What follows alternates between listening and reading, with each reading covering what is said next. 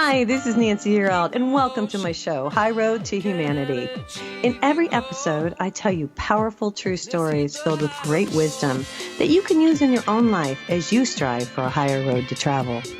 My featured guests will have their own unique stories to tell that enlighten your mind and your soul.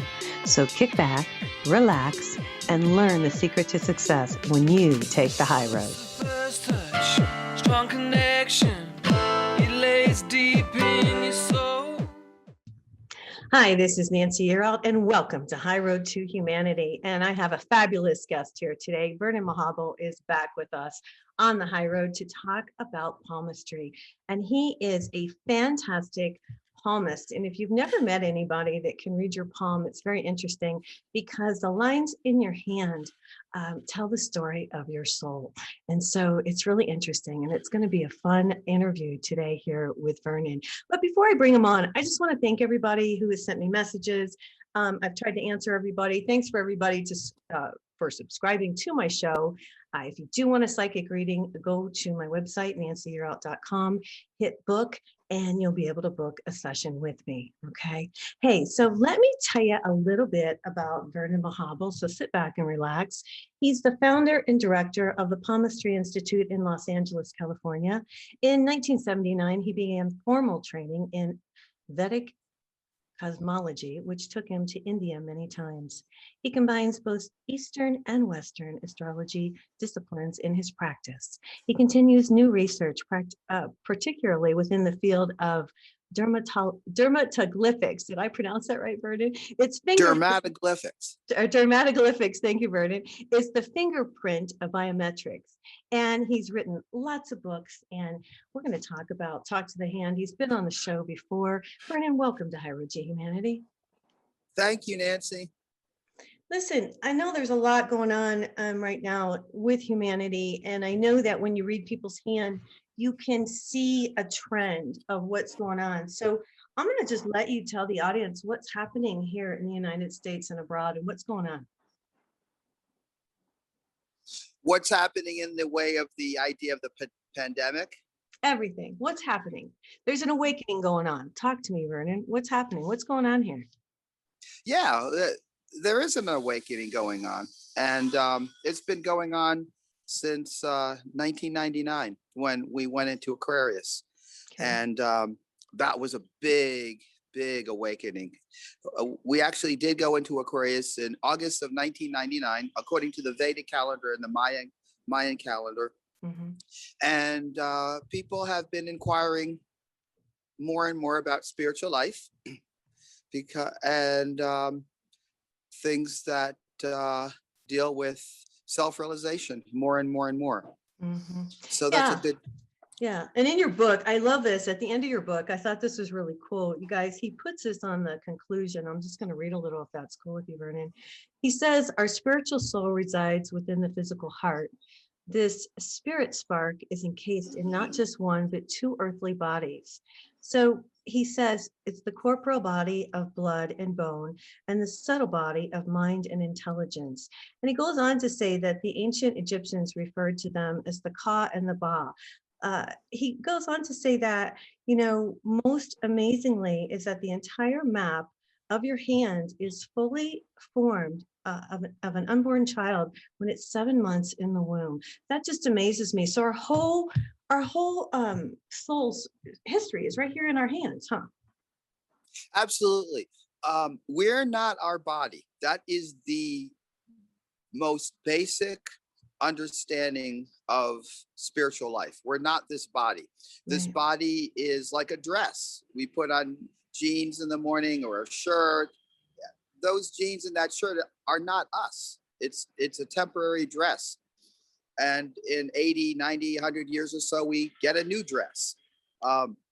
And the spirit soul, that's who we truly are in spiritual terminology. Our soul is called a jivatma. Okay. And we are eternal. That soul is eternal. We are eternal. You can look at my hand and you can see what happened to me like in other lifetimes, right? Absolutely. Yes. It's kind of like when you look at a hand, you're looking at a tree. So when we see a tree, we're seeing the branches and everything above ground, the leaves, the trunk, everything. But there's an entire structure below the earth. It could be sometimes 7 times bigger than what we're seeing on the ground. So that's the root system of the tree. So when you look at a hand, when you look at people's past life, that's the root system. We have to look at that to see where people came from. Okay. But we can't see the soul in this, just as we can't see the roots of the tree, that extensive system of roots, we can't really see the soul because we don't have the eyes to see it. Our eyes are material, but the soul is 1/10,000 times the size of a tip of a hair. So if you take an upper tip portion of your hair and you cut it into 100 pieces, and then you cut one of those pieces into another 100 pieces, that's the size of the soul. And when it comes into the material world, it actually shrinks in embarrassment, in a sense, because it's not meant to be. We're not meant to be in this material world. Right. We're meant to. Actually, the soul is just as, or even brighter than the sun when it's in the spiritual world, because the sun is an amazing orb. It's an amazing planet, but it's still a material planet. But we're even our spiritual nature. We're servants of God, and so we're eternal. We're even, in a sense, brighter than the sun. So you really feel like I do, that people are waking up and they're getting away from the material and they're starting to find their essence, what's inside, the really important part. A lot of people are waking up simply because life is getting so difficult, because the demons that rule this planet are becoming so monstrous in their goals and their technology. So in a sense, it's kind of helping people to wake up to what's going on here. Why are we being put through such nefarious activities? And why are we, Vernon? What's your opinion Huh? on that? Why are we being put through such? Well, in previous ages, 5,000 years ago, 10,000 years ago, during other ages, people naturally just asked, what am I here for? People would naturally, even though life was better, people just would naturally ask, what's the purpose of life? What am I here for? This is in Sanskrit called Atato Brahma Jignasha. Atato Brahma Jignasha is a Sanskrit term which means we finally have a human form of life. It's now time to inquire about how to get out of this path of birth and death, transmigration of the soul. Self-realization. So people in past ages would ask, who is there a God? What am I here for? What's my purpose? That's really the ultimate, that's really the goal of life. But people still ask that, don't you think? Not as much, no. Not as much because we're in an age called, in Sanskrit, Kali Yuga. And Kali Yuga is the time when people who are the least into self-realization are born. And that's why people are much more into eat and drink and marry and enjoy oneself. Most people don't really inquire about the absolute truth. And so it's important that people like you wake those people up to say, hey, you can do that in an animal form. Animals eat and sleep and mate and defend. Right. But if we just have human beings who all they do is do that, eat and sleep and mate and defend, then we've got a royal edition of animals. They just do it in a more pleasing and more technological way. Right. But the real goal of human life is to inquire about the absolute truth. Okay. Now, as you look, you do a lot of readings, I guess. Yeah. Okay. And as you look, it's your life. I love it. I love it. He's such a devotee. So as you look at people's hands, I mean, what do you see? You see patterns. And that always just amazes me. And I was really looking forward to talking to you today, because I know that you see patterns and then you're able to go do predictions. So what do you see in everybody's hand coming up? You mean right now in the future? Yeah, like in the United States, what do you see happening, say, in the next 6 months, Vernon, with the country? Yeah, I Yeah. actually think that the demons are going to become even more oppressive. They got away with a lot already, and they see that people are like putty in their hands, They're and they've afraid. done the most. They've done the most audacious type of lockdown they've ever done. And so they've been doing the chemtrails for years, the GMOs for years. They've been doing all their nonsense for years. And then finally they got this this lockdown happening. So they're feeling really, happy, if you would. So they're going to continue on in their plans to poison us even more. At the same time, there's going to be some rebellion too. Okay. There's going to be some rebellion against it. Okay. And so people are definitely seeing this. Okay. We'll talk more about it when we come back from commercial break. Hey, you guys, I'm here today with Vernon Mahabal. His book is called Talk to the Hand. He's actually the director of the Palmistry Institute in LA. So if you want to check him out, you can get his book on Amazon. This is Nancy Earl. This is High Road to Humanity, and we will be right back. Hi, it's Nancy Earl. This is High Road to Humanity. I'm here today with Vernon Mahabal. I think I got him out of bed this morning, you guys, or he's got some allergies. So please forgive his allergies. Poor guy. We're going to have to send him something, man. I'll have to send you some essential oil or something. Well, listen, Vernon, I want you to talk a little bit about, I don't like to talk about the evil, but explain to the audience who these entities are. I'm just curious, as you were talking before, I'm wondering, have you ever read one of these palms of one of these people, one of the dark people? I mean, has that ever happened? Or talk to me about this. Yeah, so these people that are, let's say, ruling the planet, the managers of this world, in Vedic times, 5,000 years ago, they were around also, and they're called in Sanskrit Rakshasa. Okay. And Rakshasa means literally in Sanskrit man eater. So they drink blood. They do all their human and animal sacrifices, all that pedophilia. That's all coming from them, and they've been on this planet for thousands of years. Wow. But when the population is aware of them and they're godly and they're pious, then they go into hiding. Okay. But when you have a population that is impious, they are able to come out and do their thing. And it's said that people, if people are unaware of evil, that evil will dominate them. Mm. Okay. So what's happening on our planet is that we don't have people that are living pious lives. I mean, I think that we had 40 million abortions last year. That's one of the most sinful and demonic things that a human society could do. So by doing activities like this, we're inviting these people energetically to rule over us.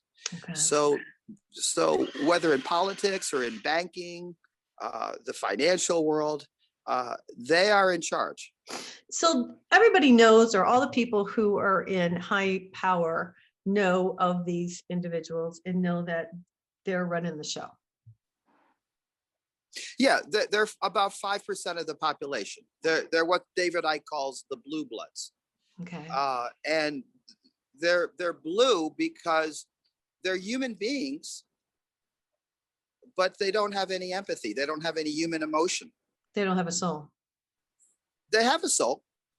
They definitely have a soul. Then why don't they have any emotion? because that their soul is covered over.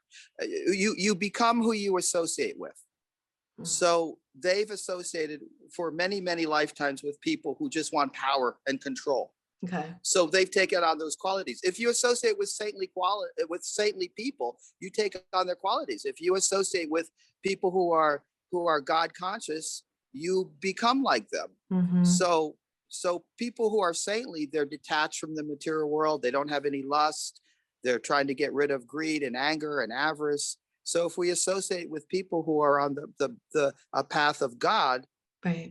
we'll become like them. Well, these people have associated only with people who feel that my happiness comes through power and taking over the world, Okay. just power and trying to be God.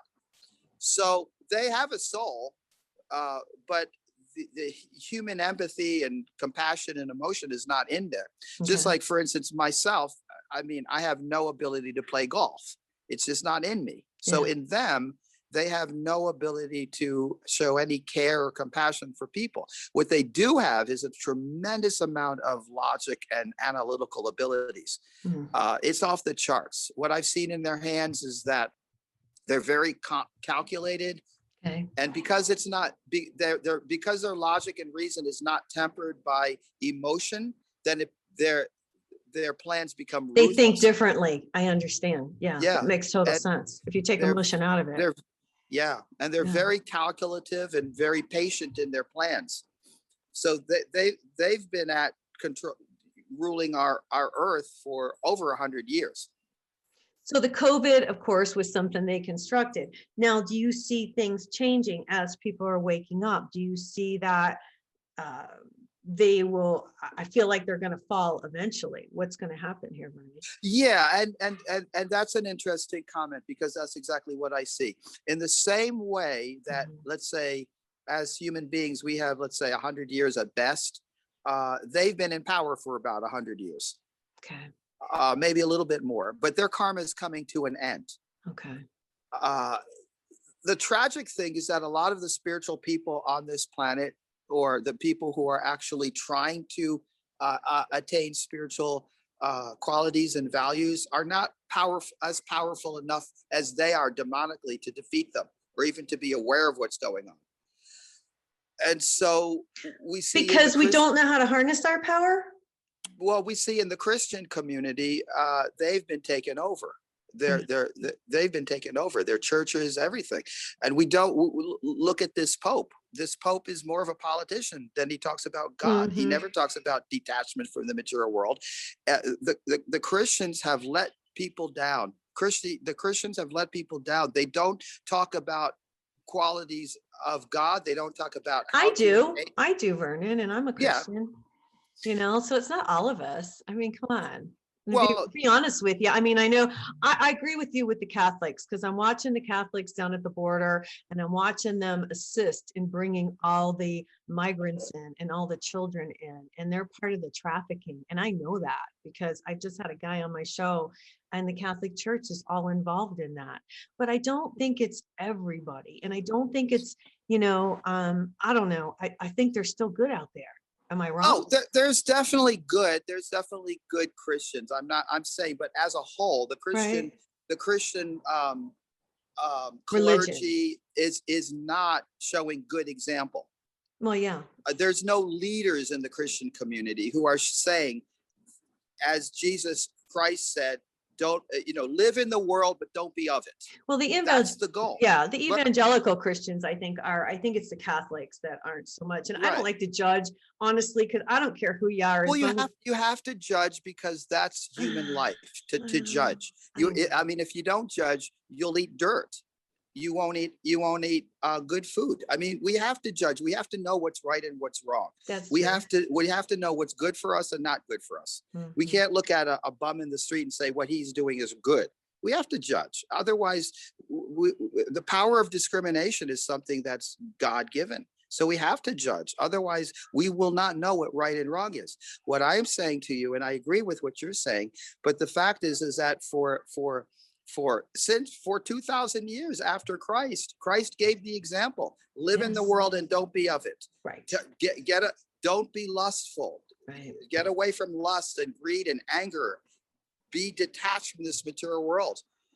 Have realization of God. We don't see that our clergy is becoming, they have realization of God. They understand the scriptures, and they're completely detached from enjoying this material world. Mm. So people don't know what good qualities are. The good quality, we don't have political people, we don't have business leaders, we don't have clergy that have humility, that have qualities of tolerance, that have qualities of Integrity. patience Yeah. and mercy. Yeah. Mercy is the highest quality. Mercy and tolerance are the highest qualities of a saintly human being, and we don't see that happening. So people have to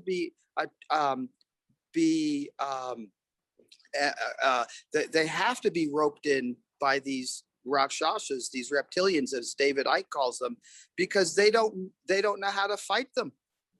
They're not the leaders, the Christian leaders in this world. Either they're part of it, or they don't actually have the spiritual attachment or acumen connection. to be able to defeat them. Yeah, I hear what you're saying. In previous ages, for instance, in India, there was a war between the Pandavas and the Kauravas, and the Pandavas had the mystical acumen to defeat the Kauravas, who were the demonic people at the time. Mm-hmm. They had the mystical acumen, they had the power, they had the understanding. But we don't have that anymore. Yes, we do. There's a lot of us, man. There's you, there's me, there's a lot of people that I know. You know, I don't know. I feel like I know we're gonna prevail. What do you see happening? I asked you this already, but yeah. So what's gonna happen is that well, for years we've seen the vaccines, the chemtrails, the GMOs, on and on and on. Right. You know, and so my point to you is that they are going to self-destruct themselves. For instance, if you create a war machine, you're eventually going to use it, and it's going to be your own destruction. So there's nothing the woken up, there's nothing we can do about them except to pray for their own destruction. And that's what's actually predicted in the Srimad Bhagavatam, a scripture of India. It's not Indian, but it came from India. It's called the Srimad Bhagavatam. And the idea is Raja Vidya. The idea here is that they will start fighting with themselves, and they will start even killing each other. And that's how they're going to that's how this regime of evil will end. Well, and do you see it starting this year happening? I've been seeing it for a few years. Okay. All these major families have been very much in lockstep together, working with each other, but I'm seeing some tensions between them. Okay. And the next war is going to have them completely become defeated. They're going to start fighting. There's going to be infighting. It's going to be like a fratricidal war, and they're going to start even killing each other. All right, well, we're going to talk more about it when we come back from commercial break. Hey, you guys, I'm here today with Vernon Mahabal. His book is called Talk to the Hand. If you want to check it out, you can pick it up on Amazon. His website, Vernon, what's your website? Palmistry Institute. Palmistryinstitute.com. Yeah, if you want a reading, he's awesome. Hey, this is Nancy Yearout. This is Nancy Yearout. This is High Road to Humanity. I'm here today with Vernon Mahabal, and we're talking about what's going to happen with humanity. You know, Vernon, it's nice to hear that. I feel like there's light at the end of the tunnel, but it's nice to hear you say it too. But what do what advice can you give people? Well, the most important thing is that we individually must become interested in self-realization, in God realization. Okay. And the Vedic literatures speak of the fact that we must purify our existence, both internally and externally. Okay. And as I was saying before, the first understanding is that we're not this body, we're spiritual soul. And and then if we're spiritual soul, well, what is the purpose of the soul? It's to serve, it's to love. It's our soul is a devotional entity. The Jivatma, as I was speaking about before, Jivatma means to serve in devotional service.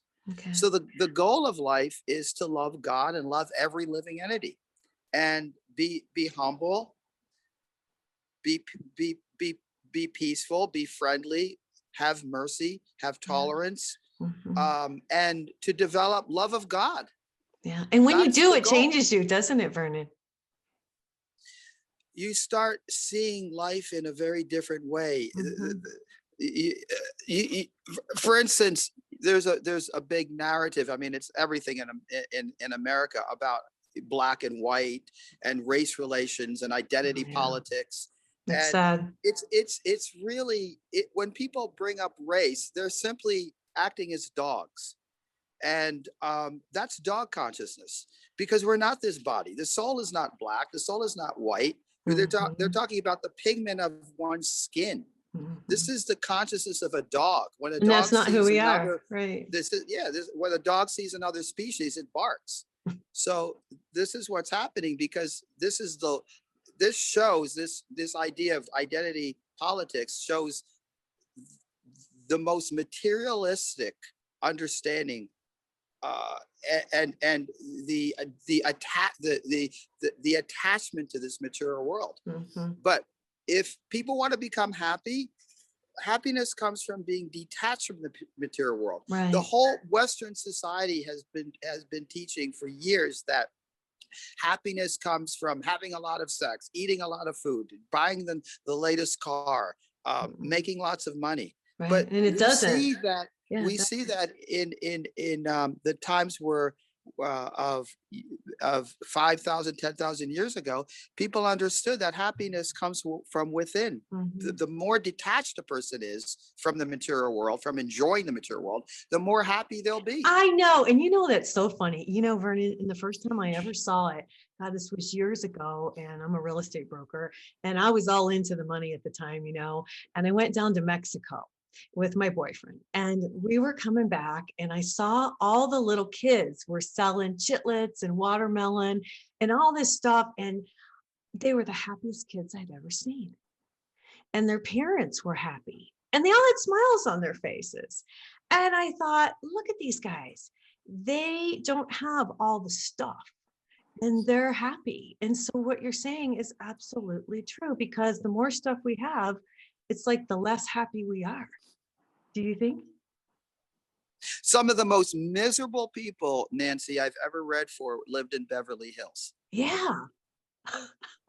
And I'll tell you, my spiritual grandsire is named Srila Prabhupada, once said that if you have $1 million, you have $1 million worth of problems. Sure. And we can see that sometimes poor people are happier than rich people because they have love in their lives. And that's really what we want. We want love. We want to be loved. That's the goal of life. And you can't buy love. Closeness and connect. Love meaning understanding a person for who they really are, right. A servant of God, a soul, to go beyond the body, to go beyond lust and greed and envy, to understand a person that actually they are servant of God, pure spiritual soul. So what is that process to understand that? The problem is, in most religions today, people believe in God, but they don't know the process of becoming purified. So 5,000 years ago, when Bhagavad Gita was spoken, the mantra at the time, just like Louise Hay, for instance, has affirmations, right? In the ancient times, they had what was called mantras. We'll call them incantations. Same thing, right? Yeah. So the mantra of the time 5,000 years ago was Om Namo Bhagavate Vasudevaya. Om Namo Bhagavate Vasudevaya. And what it meant was that Vasudev is the supreme personality of Godhead. And I offer my respectful obeisances to Om Namo Bhagavate means I offer my respectful obeisances unto the Supreme Personality of Godhead, Vasudev. And Om is the invocation. So thousands of years ago, just 5,000 years ago, people chanted Om Namo Bhagavate Vasudevaya. And that was the means of purification. And in that way, people became not only purified, but they became powerful. So when they saw these Rakshasas, they were actually able, by sound vibration, to immediately kill them. Oh. So in this age, the most powerful mantra, it's called the Maha Mantra. It's the Hare Krishna Maha Mantra. And it goes Hare Krishna, Krishna Krishna, Hare Hare, Hare Ram, Ram Ram, Hare Hare. And Hare is the goddess. She's Radharani. In pure spiritual life, there's a god and a goddess. Right. In the Western world, they only have a god, which is good. And the idea is that if there's a male figure as a god, then he expresses the idea of awe and reverence. And it's always been preached in the Western spirituality that don't do things out of fear of God. So because if you kill somebody, oh, God's going to get me. Right. So the idea of the male God is the ultimate goal is do things out of morals and standards and ethics. Well, that's why they say Father God. Exactly. So the male God has to be there. But there's also a fear aspect to that. And so that awe and reverence can keep one from God, because you could become fearful of that. And that's important. For instance, when Jesus was preaching, he would say, he had to say, do not kill, don't sleep with your mother. Right. So he had to preach moral ideas. He had because they didn't know them then. Exactly. Okay. So then in the Vedic conception, in the pure Eastern spiritual conception, there's also a goddess. Right. But you cannot understand the goddess until you are moral and you have ethics and you have standards and you know what is right and wrong. People today, they don't know what is right and wrong. So when one does things in spiritual life out of fear, then that's awe and reverence. Well, I'm going to stop you a second. It keeps one from devotion. I know, but I'm going to stop you, Vernon, because here's the thing. A lot of people, and I just want to say this really quick, a lot of people weren't taught ethics and morals and all these things, compassion, kindness, but we all grow up. And I just want to say this because we all grow up. And even if we weren't taught it in the very beginning, I mean, we all have a brain. So we all, have the ability at a certain point, when you reach a certain age, to realize the difference between good and bad, and having integrity and not stealing and being truthful and all those things. So we all have a choice. And I really believe that we have a choice at a certain age, don't you? I mean, even if you weren't taught that, I mean, you can look at other people by example and see. So don't we all have a choice at a certain point? Well, in the 2,000 years that Lord Jesus Christ has preached, we do know what is.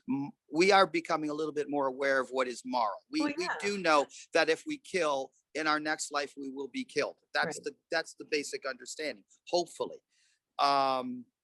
so people want to move on from that a little bit. And this is why the goddess religions are becoming powerful. And I'm not really a fan of that just goddess religion as is, because there's no male there. If you only worship the goddess, then it becomes just sentimental. There are no rules and regulations. And so they don't have any moral or ethical standard. That's why we see this feminism. It's becoming ridiculous because there's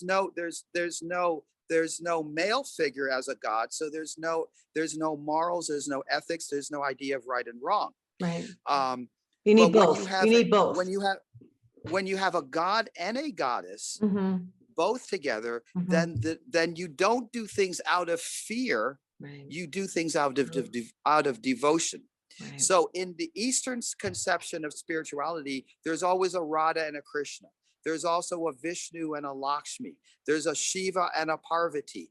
But you cannot prematurely introduce the idea of a god and a goddess until people know what is right and what is wrong and what is moral.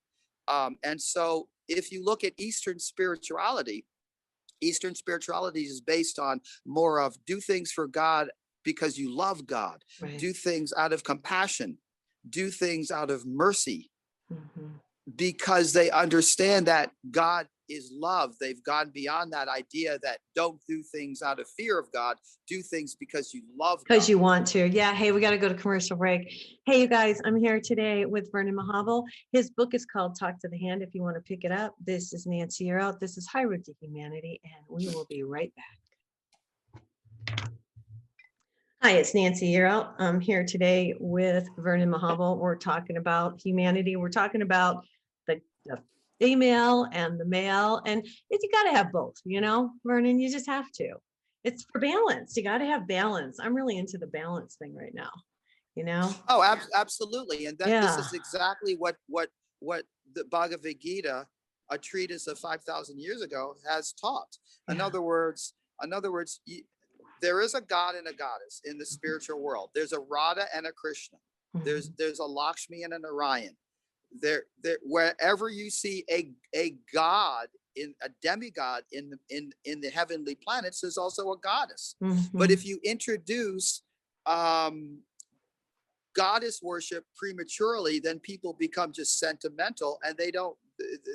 There are no rules and regulations. Everything's based on sentiment. Yeah, and life doesn't work like that. So as you know, so Jesus and great personalities like that had to start with the idea that God is male, and you have to be a little bit fearful of him. And that's where the moral idea comes from. But my point to you is that real, true spirituality is not based on fear or God will get me if I do this. Real spirituality is based on devotion, devotional service, and love, doing things out of love, doing things out of mercy. Mercy, it is said in Sanskrit, ye yatam gaha dehe, that mercy is higher than justice. So that's a very high platform. I like that, Vernon. Mercy is higher than justice. Mercy is even higher than justice because the principle of mercy is the topmost principle of saintly life. Right.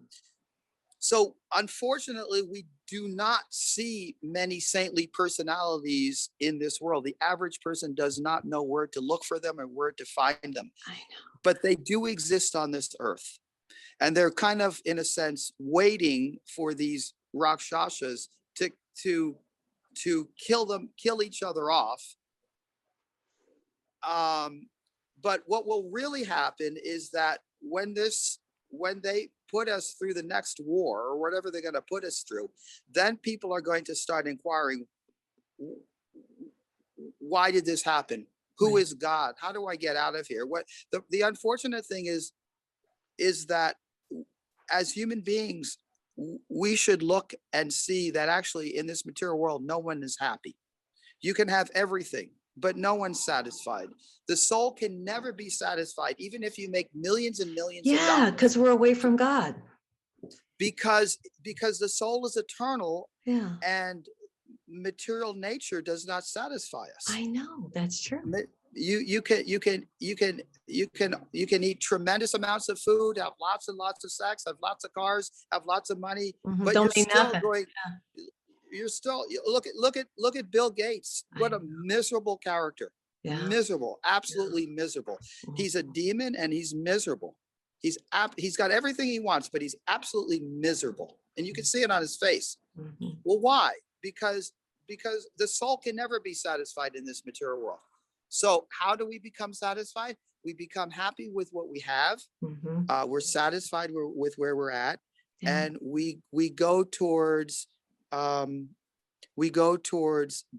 to develop our God consciousness. Mhm. That's what we'll say. We need to live in this material world, so we do need a little bit of salt, but it's this kind of like food. You don't want to have no salt because that's not tasty, and you Vernon, don't want to have too much salt. I know, but we're here to learn. I think I'm going to stop you a second. I believe we're here to learn. I believe this is school.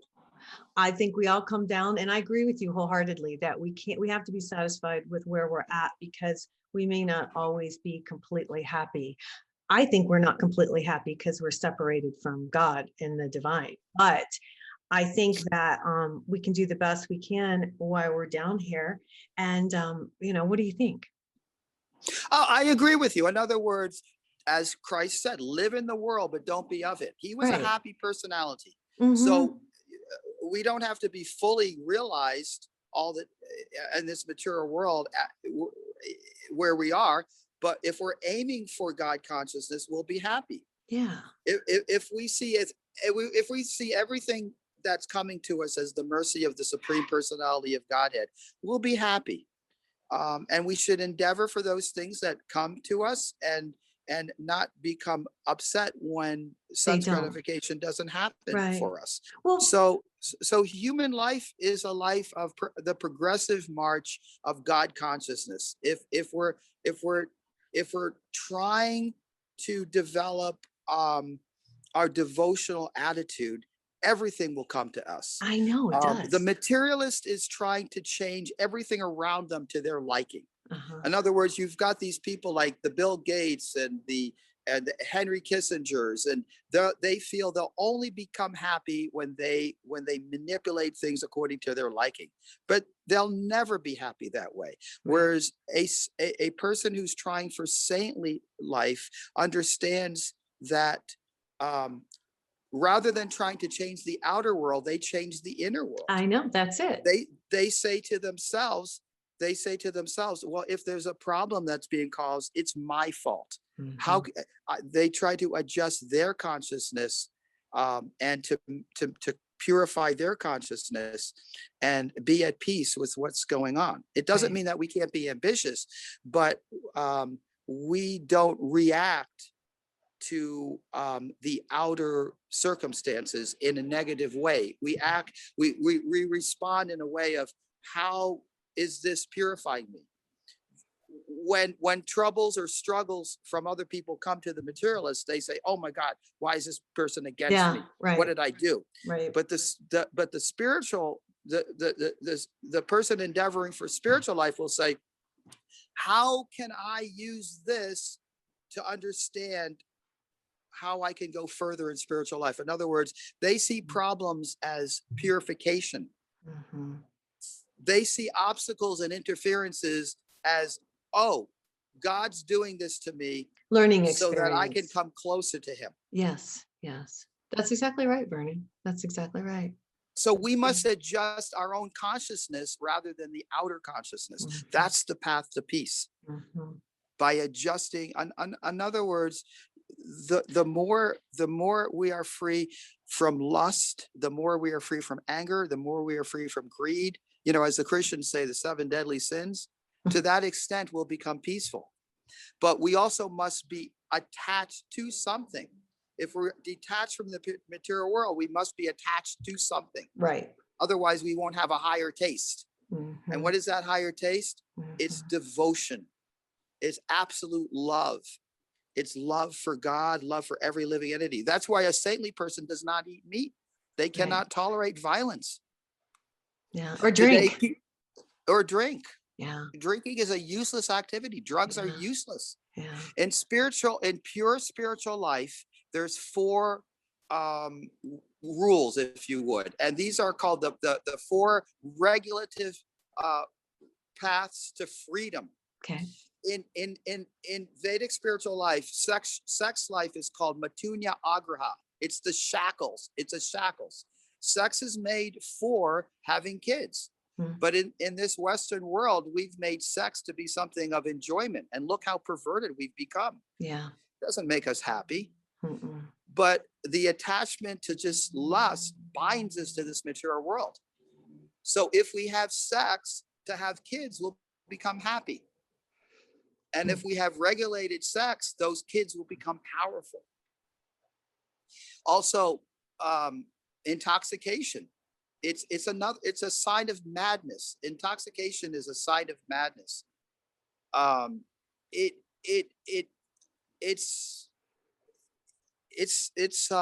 Not being complete. able to deal with the real world, really. Exactly. Our consciousness must be pure in order for us to be sane.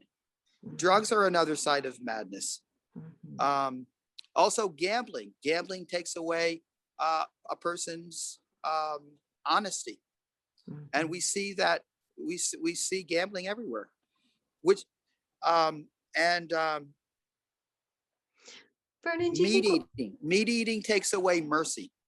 If a person eats this, and this is why the pandemic is such a big deal, because they've been able to control us. These rakshasas, these reptilians, have been able to control us out of fear.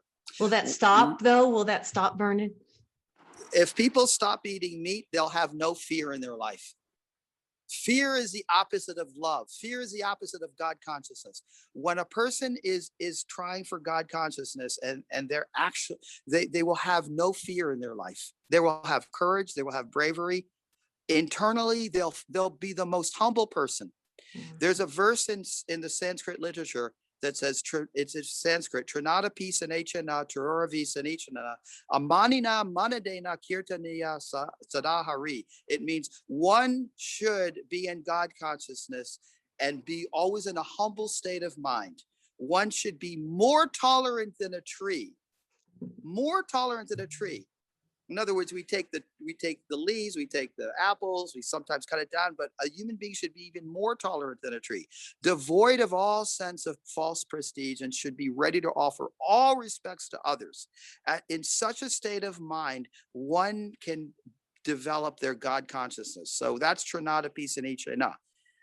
Now, if a person is trying for God consciousness, they will be more humble than a tree. They will be able to offer all respects to others, seeing the Lord in the heart of everybody. Yes. But at the same time, they will be a very powerful person in the world. They will be the most powerful person. They will have no fear at all. When one is humble, fear goes like a bird. So they have, the Rakshasas, these demons have controlled us out of fear. Right. And fear is the opposite of God consciousness. Fear cannot exist when someone actually believes in God. If someone actually believes that the Supreme Personality of Godhead is taking care of me, protecting me, and is Then my there is no best fear. friend, Yeah. there's no fear whatsoever. We want a God-conscious person is fearless. They have no fear. And so if people eat dead flesh with blood in it, when animals die, cows and Even fish, Vernon, even fish. Because Jesus had fish. Well, I mean, I'm confused on that one. I don't eat meat, but Jesus was a vegetarian. only because you taught me that a long time ago. But Jesus was a vegetarian. Jesus lived for 5 years in a temple in Jagannath Puri. I've been to that temple. It's near Calcutta. okay. And he was initiated by Madhvacharya, a guru named Madhvacharya.